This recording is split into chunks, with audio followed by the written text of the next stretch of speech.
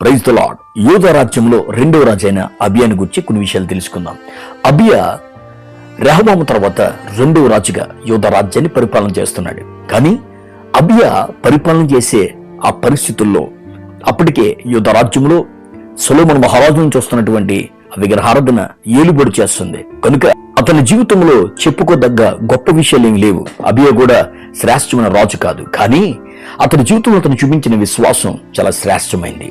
అతడు ప్రార్థన చాలా శ్రేష్టమైంది. ఎందుకంటే అప్పటికే ఇశ్రాయేలు దేశం రెండు భాగాలుగా చీలిపోయిన పరిస్థితుల్లో ఇటు యూదా దేశాన్ని అబియా ఏలుతూ ఉండగా అటు ఇశ్రాయేలు దేశాన్ని యెరోబాము ఏలుబడి చేస్తున్నప్పుడు యెరోబాము ఒక గొప్ప యుద్ధ వ్యూహంతో సుమారుగా 8 లక్షల మంది సైనికులు పట్టుకొని యుద్ధానికి వచ్చాడు. అతని గురువు ఒక్కటే, ఎలాగైనా యూదా రాజ్యం లేకుండా చేద్దాం అనుకున్నాడు.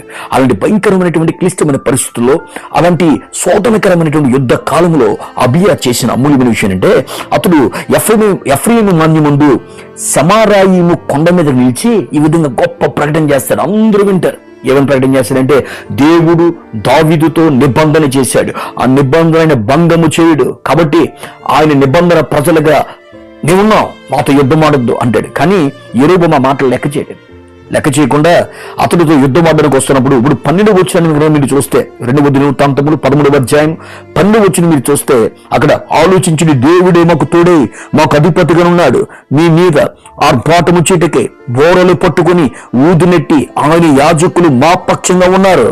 ఇశ్రాయేలు వార్లారా, మీ పితరుని దేవుడిని యెహోవాతో యుద్ధము చేయకుడి, చేసినా మీరు జయమందురు అన్నాడు. అంటే యుద్ధం యెహోవాదే, యుద్ధం దేవుడు మా పక్షంగా చేస్తున్నాడు, మీరు యుద్ధం చేయద్దు, మాతో చేసిన మీరు గెలవరు అన్నాడు. అంటే గొప్ప విశ్వాసాన్ని ఇక్కడ అబియా చూపిస్తున్నట్టుగా మనకు కనబడుతుంది. అంతేకాదు, ఇలాంటి భయంకర పరిస్థితుల్లో యుద్ధం ఎక్కువైపోవడానికి, ఇక యూదయ దేశం లేకుండా చేద్దాం అనుకున్న పరిస్థితుల మధ్య ఏం జరిగింది తెలుసండి. ఈ యెరోబాము యుద్ధ వ్యూహంతో మాటుగండ్రులు పెట్టి నలుమూలల్లా వారు చుట్టూరు ఉన్నప్పుడు ఇక్కడ అబియా దగ్గర 4 లక్షల మంది ఉన్నారు, కానీ యెరోబాము దగ్గర 8 లక్షల మంది సైనికులు ఉన్నారు. ఇలాంటి భయంకర పరిస్థితుల్లో అబియా 15 వచనం కనుక మీరు 14 వచనం బీపా చదివితే అక్కడ యెహోవాకు ప్రార్థన చేసి యాజకులు బోరలు ఊదిరి అని ఉంది. అక్కడ ఎప్పుడైతే ఈ అబియా ప్రార్థన చేస్తున్నాడు, దేవుని సన్నిధిలో అంగలారుస్తున్నాడు, యాజకులు బోరలు ఊదుతూ ఉన్నారు. ప్రైజ్ ది లార్డ్, హల్లెలూయా. వెంటనే దేవుడు అంటండి ఆ యుద్ధ భూములకు దిగివచ్చాడు ఆయన. ప్రైజ్ ది లార్డ్, హల్లెలూయా. ఈ రోజు ఆయన మన యుద్ధ భూములకు దిగివచ్చును గాక, మనతో పోరాటానికి దిగివచ్చును గాక.